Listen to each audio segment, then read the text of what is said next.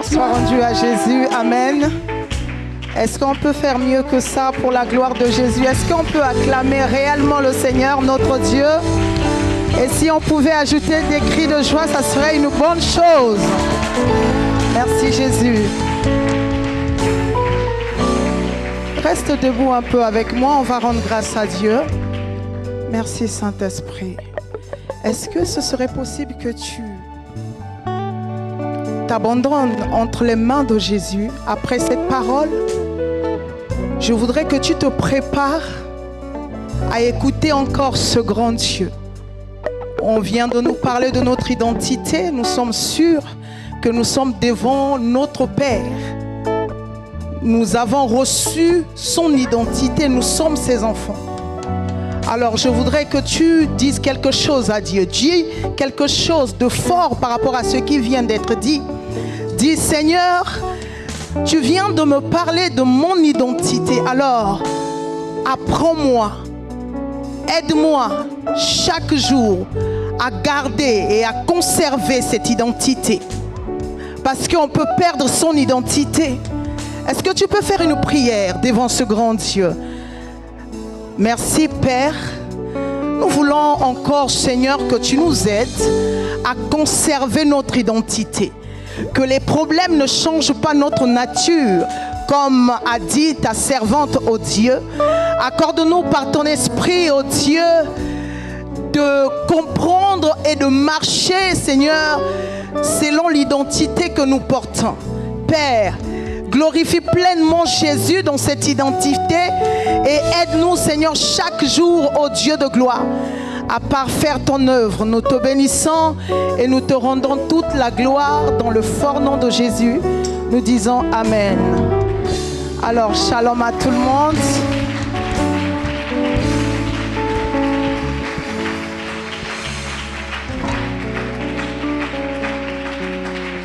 Merci. Merci à vous. Gloire soit rendue à Jésus. Prenez place dans sa sainte présence. Je bénis le Seigneur. Un thème magnifique, un cadre extraordinaire, un peuple extraordinaire. Nous ne pouvons que bénir le Seigneur pour ce premier jour. Je pensais que quand je disais qu'un peuple magnifique, que tu allais acclamer le Seigneur. Je bénis le Seigneur pour ce moment, mais vraiment je bénis le Seigneur de tout mon cœur.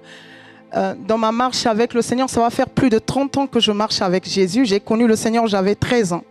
Donc depuis là jusqu'à aujourd'hui, je n'ai connu que Jésus. Je n'ai pas été dans les boîtes de nuit, je n'ai pas fait la vie mondaine comme font tout le monde. Le Seigneur m'a pris au berceau, comme j'aime dire. Donc depuis, j'ai commencé à prêcher très jeune. J'ai commencé à faire des délivrances très jeune. Donc la première fois que j'ai prêché Jésus, je n'étais qu'un enfant. Et ce qui est drôle, c'est que j'allais dans les rues prêcher Jésus. Alléluia. Donc, je suis heureuse de me retrouver parmi vous. Mais avant de commencer toute chose, je voudrais honorer l'ange de la maison, hein, l'apôtre Chamba. Est-ce qu'on peut acclamer le Seigneur, honorer ce oint de Dieu qui nous accorde la grâce, comme disait ma prophétesse tout à l'heure, qui donne aux femmes l'expression. Et nous bénissons Dieu pour sa vie. Amen. Que la grâce de Dieu soit toujours son partage dans le fort nom de Jésus. Amen. Et je voudrais en même temps qu'on acclame le Seigneur pour sa charmante épouse, ma prophétesse, la prophétesse Gina. Amen. En tout cas, merci à toi pour ton amour, ta douceur, ta tendresse. Merci d'être toi. Amen.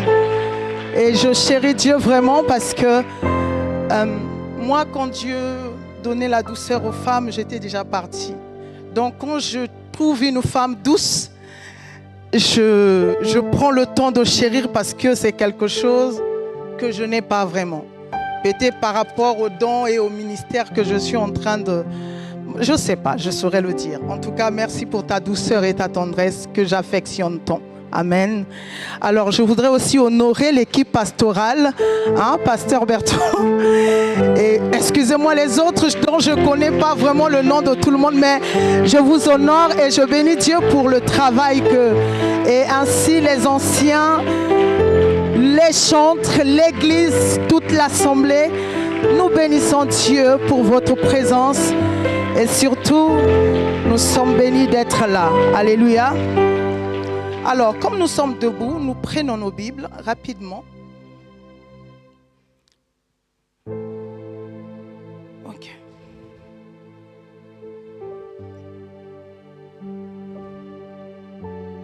Alors, le texte, nous avons le texte de je dis Genèse. Le texte de...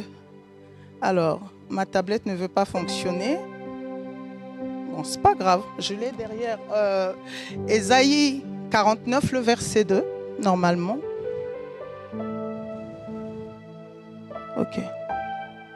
Ok, merci. Il a rendu ma bouche semblable à un glaive tranchant. Il m'a couvert de l'ombre de sa main. Il a fait de moi une flèche aiguë. Il m'a caché dans son carquois. Alléluia. Nous prenons place dans sa présence. Alors, je suis la prophétesse Karine Eyala, comme vous l'avez entendu. Je suis mère, prophétesse et visionnaire de l'église sacerdoce de l'épouse de Jésus-Christ, qui est dans le 91, dans la région parisienne. Amen. Alors, je dis je suis mère, pourquoi? Parce que j'ai eu mes enfants d'un papa que le Seigneur a rappelé. Donc, ça fait 15 ans de cela que Dieu m'a donné la force d'être cette femme qui élève seule ses enfants. Amen. Et ce n'est pas une honte en soi. Dieu emmène chacun sur un chemin de la vie et de la destinée. Amen. Donc, c'était juste pour que vous sachiez avec qui vous avez affaire ce soir. Ok, gloire à Jésus. Quand j'ai vu le thème de ce temps, de ce programme, j'ai dit waouh, Esther, la couronne révélée. Vous savez, parfois ça peut sembler simple, mais c'est tellement profond. Et quand j'ai reçu les intitulés et les thématiques de chaque jour, j'ai compris premièrement que le Seigneur a quelque chose à nous dire à nous tous. Amen. Et je bénis le Seigneur d'autant plus parce que ça commence par l'identité. Donc c'est ça le nœud du problème. Et par la grâce de Dieu, je voudrais apporter ma petite pierre. Et je sais qu'avec la prophétesse, on va travailler. On est dans la complémentarité. Amen. Et moi, je parle fort. Elle est douce, comme je vous ai dit tout à l'heure, que Dieu ne m'a pas donné vraiment tant de douceur. Donc, supportez-moi quand vous allez m'entendre crier, parce que quand la parole de Dieu m'excite, j'ai aussi tendance à parler fort. Amen. Donc, pendant ces 3 jours, soyez gentils avec moi. Si la parole m'excite, vous allez entendre les « Oh my God ». Amen. Vous allez entendre de telles choses. Je partage avec nous ce soir un sous-thème, la femme cachée. Alléluia. Le texte que nous venons de lire dit quelque chose de fort. Il dit, et Dieu m'a caché dans sa dernière partie, Dieu m'a caché dans son carquois. Et la prophétesse a essayé de nous déjà parler du carquois, comme quoi c'est cet étui dans lequel on met des flèches. Mais au fait, quand j'entends la femme cachée, ça me remonte dans les origines. Ça me ramène à la création. La Bible me dit dans le livre de Genèse 1er, le verset 26, quand Dieu dit, faisons l'homme à notre image et selon notre ressemblance. Et par la suite, la Bible dit, Dieu créa l'homme et la femme. Alléluia. Je tiens juste à préciser, je suis théologienne de formation. Donc, il arriverait que je rentre un peu dans la théologie par moment. Quand Dieu dit, faisons l'homme à notre image, au début, c'est un homme avec un grand H. Et par la suite, il dira, la Bible dit, il créa l'homme et la femme. Ici, quand on dit Dieu créa l'homme et la femme, ce sont des esprits. Donc, quand on dit la femme, c'est cet esprit qu'on appelle Isha. D'accord? Ce n'est pas la femme dans le corps, ce n'est pas la femme formée. C'est un genre d'esprit. Amen. Le mot femme, quand Dieu l'a utilisé en premier, c'était pour montrer un genre d'esprit. Il y a plusieurs esprits dans la présence de Dieu et chaque esprit a son fonctionnement et sa façon d'opérer. Et quand Dieu a créé l'esprit de la femme, a créé l'esprit de la femme avec des capacités. Mais quelque chose attire mon attention, c'est que quand Dieu crée la femme, il crée l'homme et la femme, il faut dire bien les choses, il crée l'homme et la femme, il va sortir l'homme, former un corps à l'homme. Cependant, la femme reste cachée. Alléluia. La femme reste cachée. Et moi, je me suis toujours posé la question, le pourquoi l'homme est sorti en premier. On va me dire que oui, c'est parce qu'il est le chef. Et je suis d'accord avec cela. Mais je crois que Dieu, dans sa façon de faire, il a toujours des choses cachées et il ne livre pas ses armes. Il a toujours des attitudes de ne pas se révéler. La Bible dit Dieu se cache dans les lumières inaccessibles. Donc on a affaire à quelqu'un qui ne montre pas tout ce qu'il a. Alléluia. Et moi je sais que quand on cache quelque chose, c'est par rapport à son utilité. Quand on cache quelque chose, c'est parce que soit c'est une arme secrète qu'on veut utiliser à un moment opportun. Et je comprends que dans la façon de faire de Dieu, la créature que Dieu a cachée dans toute sa création, c'est la femme. Dieu a créé les animaux, Dieu a formé les choses, Dieu a formé l'homme, mais la chose ou la personne que Dieu a manifestée en tout dernier, c'est la femme. Et j'ai envie de prophétiser dans ma qualité de prophétesse, de dire à quelqu'un, si tu es dans ce temps-ci, dans cette période, parce que Dieu t'a caché pour quelque chose, Dieu t'a préparé pour un temps, Dieu t'a mis de côté pour que en ce temps, on te voit. Dieu ne t'a pas créé au temps d'Abraham, parce que Dieu savait qu'au temps d'Abraham, tu seras inconnu. Dieu a sélectionné ce temps pour qu'on te voie toi. Donc je voudrais te dire que tu as quelque chose à faire dans ce temps et dans cette génération. Je ne sais pas à qui je parle, mais je dis simplement que dans ce temps et dans cette génération, tu as quelque chose à faire dans ta famille, tu as quelque chose à faire dans la France, tu as quelque chose à faire dans cette nation, tu as quelque chose à faire. Dieu ne cache pas les choses pour rien. Dieu ne réserve pas les choses pour rien.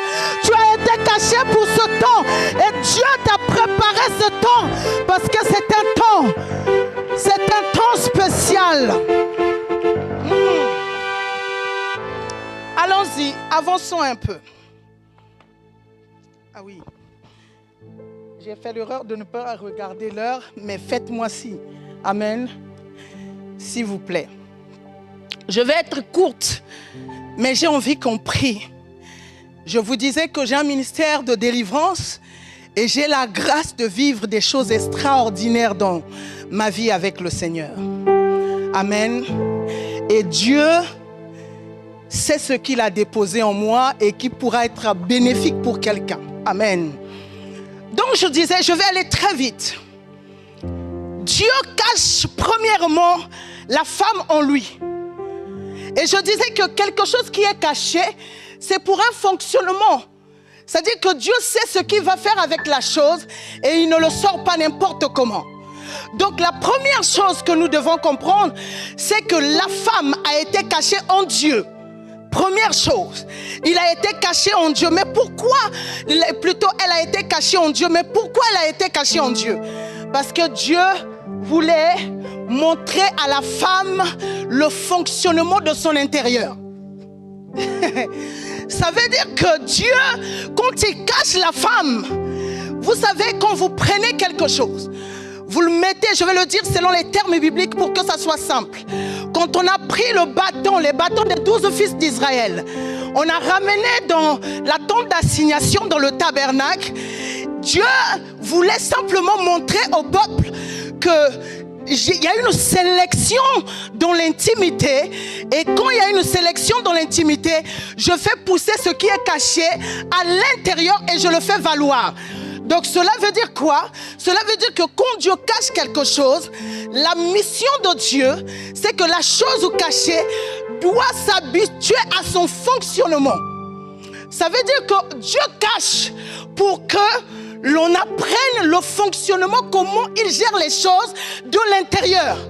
Donc la femme a été cachée en Dieu pour qu'elle voie comment Dieu agit, comment Dieu opère, comment Dieu fonctionne, comment Dieu décide. C'est-à-dire que quand vous voyez la femme, vous allez voir qu'elle a une intuition, elle a une chose cachée en elle. On ne peut pas peut-être mettre les mots sur cette chose-là, mais la vérité c'est quoi? C'est que Dieu l'avait cachée en lui pour montrer à la femme comment on gère à partir de l'intérieur. J'ai compris une chose, le monde n'est pas géré par les choses visibles. C'est-à-dire que si on veut gérer le monde, les nations, les peuples, il faut gérer à partir de l'intérieur.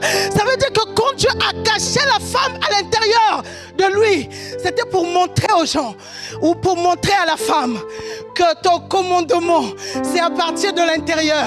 C'est pourquoi la femme, elle n'a pas besoin de crier, mais dans le silence, dans sa douceur, elle sait manier, elle sait gérer, elle sait guider, elle sait faire avancer, elle sait élever, elle emmène les personnes qui n'étaient rien à devenir des champions.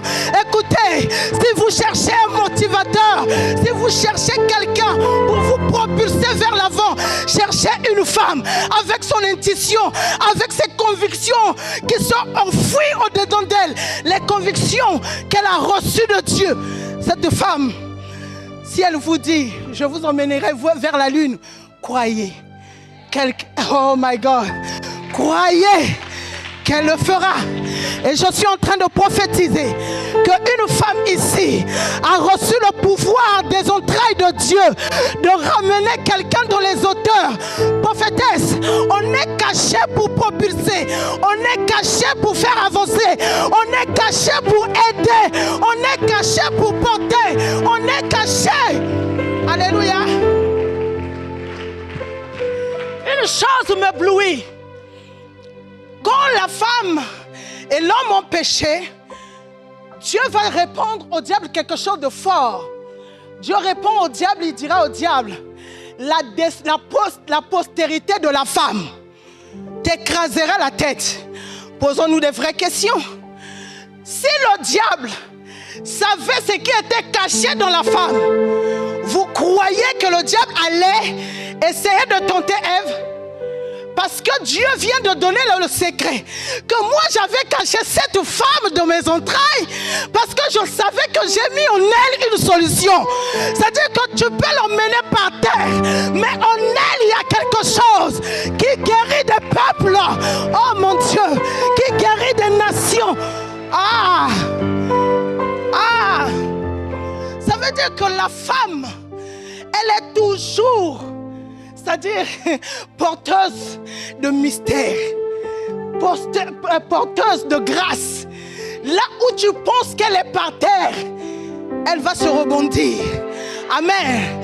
Et j'ai envie de dire aussi, comme nous sommes bénis d'avoir des frères, j'ai envie de dire, vous qui êtes l'épouse de Jésus, la femme de Christ, vous aussi, vous avez aussi en vous cette capacité de relever des choses, de ramener les gens dans leur gloire. Alléluia. Regardez. Un monde est abîmé par la bêtise de la femme. Mais le même monde est restauré parce qu'une femme s'est levée. Parce que Dieu avait caché quelque chose dans la femme. Je dis à quelqu'un, Dieu sait que tu as eu à faire des erreurs. Mais le même toi qui as eu à faire des erreurs, c'est le même toi qui va se relever. C'est le même toi qui va écraser la tête du serpent non, c'est le même toi qui va briser la nuque de tes ennemis. Je dis à quelqu'un, tu as fait des erreurs, oui, tu as péché, oui, tu as été rejeté, oui, mais c'est toi là, c'est toi qui changera l'histoire, c'est toi qui changera l'histoire, c'est toi. C'est toi. C'est pourquoi Dieu te cache. Ma prophétesse disait tout à l'heure, parfois une situation te cache, mais la situation ne sait pas que toi tu as les armes qu'il faut pour déstabiliser cette même situation. Alléluia. Je vais vite. La femme a été cachée en Dieu pour connaître comment rebondir. La Bible dit, le monde était dans les ténèbres, dans le chaos. Et Dieu a formé un autre monde à la base du chaos. La femme était aussi dans le chaos du péché. Mais Dieu a mis aussi la solution dans la femme pour recréer un autre monde. De la femme pécheresse, un monde qu'on appelle Jésus-Christ est sorti. Je suis en train d'annoncer à quelqu'un, un monde sortira de toi. Oh, un monde sortira de toi. Un monde sortira de toi. Ce n'est pas des paroles en l'air. Vous savez, Jésus n'a pas besoin qu'on parle de ses éloges. Moi, je parle à un Jésus que j'ai vu. J'étais en train de vous dire que à la naissance de mes derniers bébés, c'est des jumeaux. Le papa est parti. Dieu a rappelé son serviteur. À l'époque, nous étions à Toulouse avec une église et une belle petite famille. Moi, j'étais habituée à être l'épouse du pasteur.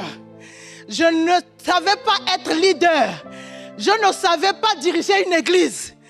Je ne savais pas que j'avais des grâces et des talents en moi. Mais quand la situation est arrivée, que le Seigneur a rappelé son serviteur, moi-même, je suis étonnée de voir que je parcours le monde pour annoncer Christ.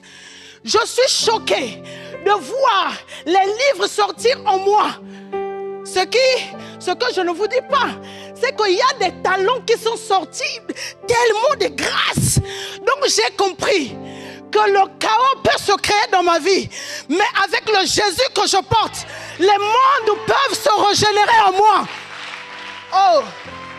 Nous étions cachés en Dieu pour réparer les tohu-bohu.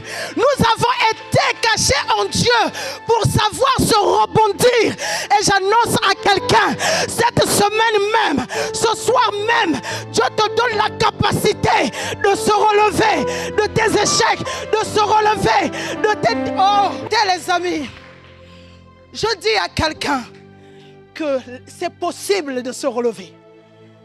Amen. Nous avons été cachés par rapport à ça. Je vais vite et je vais pas finir la pensée, mais du moins vous avez la portion de l'esprit. Amen. Je dis ceci. La femme cachée en Dieu. Deuxième moment, la femme, après avoir été cachée en Dieu, la femme a été cachée en l'homme. C'est-à-dire que quand on lit dans le livre de Genèse 2, à partir du verset 20, on voit que 21 d'ailleurs, Dieu retire, amen, dans le corps d'Adam une côte. Amen. Et quand Dieu retire, donc ça voudrait dire que quand Dieu a formé Adam, Ève était dans Adam. Alléluia. Ève était dans Adam. Et puis par la suite, quand Dieu a vu que non, il est temps que ce qui était caché sorte.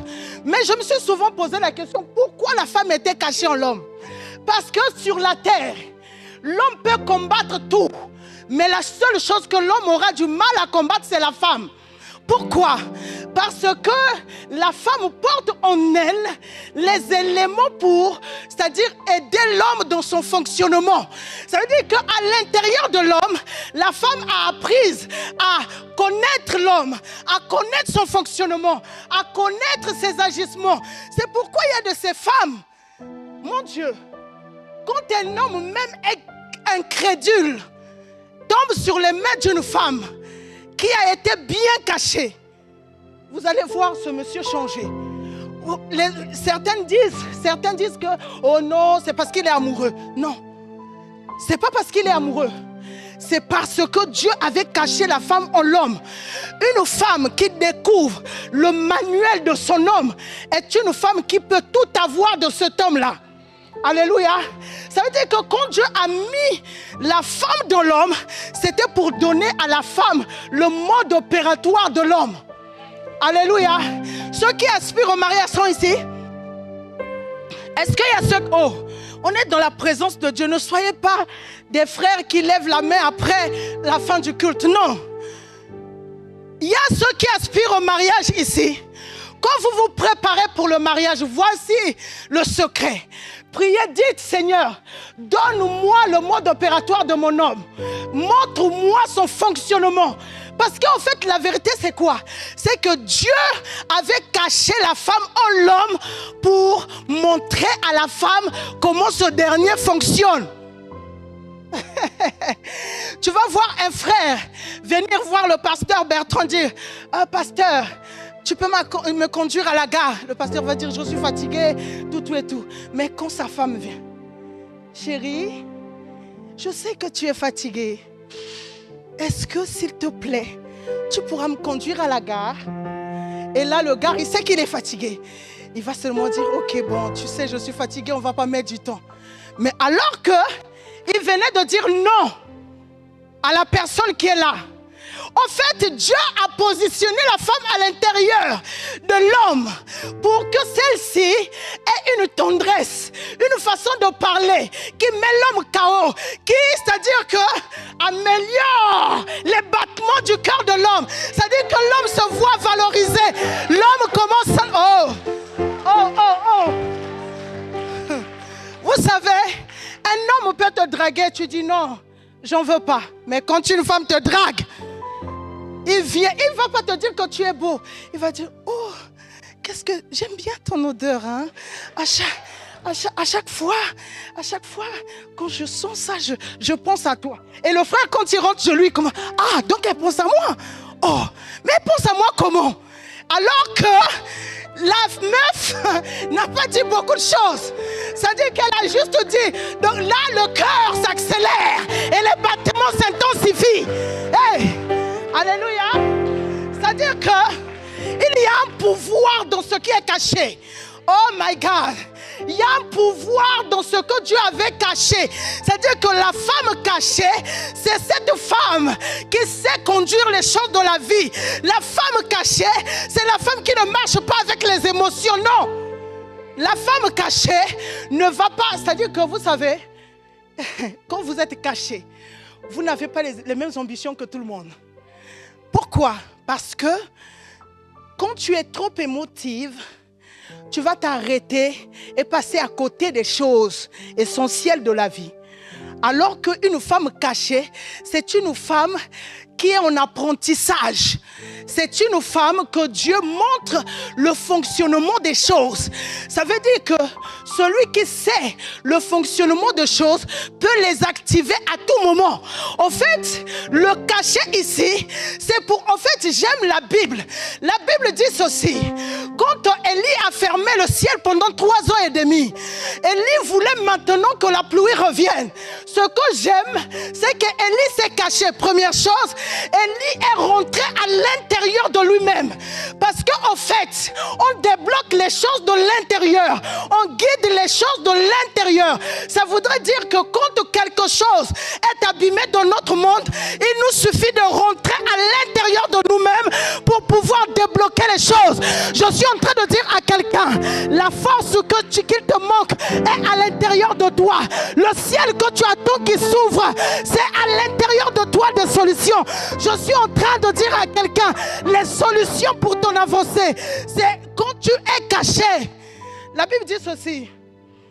Jacob, il fouillait son frère Ésaü. Il était fatigué, il avait peur. Il a protégé ses enfants par amour. C'est-à-dire qu'il a livré Léa en premier. Rachel, il a protégé. Hein, bizarrement quoi. Et ce qui est drôle, c'est que quand il était quand il est resté seul dans le secret, quand il s'est caché, c'est alors que Dieu s'est révélé. Pourquoi? Parce qu'en fait, quand vous êtes caché, quand une femme est cachée, c'est là où Dieu lui apprend comment gouverner et comment trouver les solutions. Donc j'ai compris, prophétesse Gina, que en fait tout ce qu'on a besoin est déjà positionné en nous. Il y a un monde à l'intérieur de nous. En fait, je voudrais dire ceci.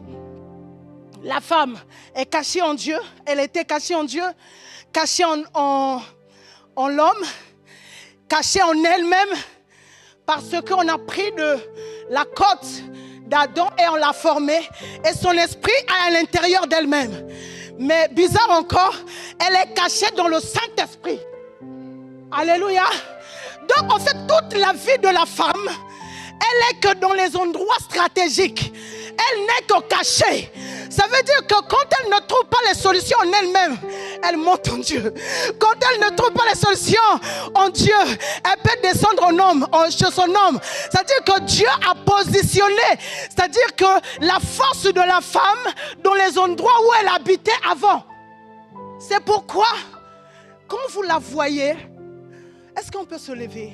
Je sens cette présence de Dieu. Pendant 5 à 10 minutes, on va, en fait, par la grâce de Dieu, je veux que tu rentres, tu sois encore caché en Dieu pendant quelques instants pour que les talents, les grâces que tu portes se révèlent et se fassent voir. Je suis en train de voir beaucoup de grâces ici. Je suis en train de voir les dons. Mais je voudrais que pendant quelques minutes, qu'on rentre encore en Dieu. Oh my God! Est-ce qu'on peut lever nos mains? Et je vous en prie, s'il vous plaît, soyez concentrés. Je sais ce que Dieu fait avec moi. Je connais la puissance de l'Esprit de Jésus. Oh, oh, yes, yes. Nous levons nos mains. Maintenant, le Saint-Esprit va commencer à t'emmener vraiment dans ses profondeurs à lui, dans ses abysses, pour t'aider à vivre et à expérimenter quelque chose. J'entends dans l'Esprit de Jésus que c'est l'heure de ta visitation. Ouh! J'entends de l'Esprit de Jésus que c'est le temps de ta visitation. Alors tu vas commencer à recevoir l'intensité de sa présence. Ça va monter crescendo dans cette salle. Et la présence de Dieu va envahir plusieurs vies.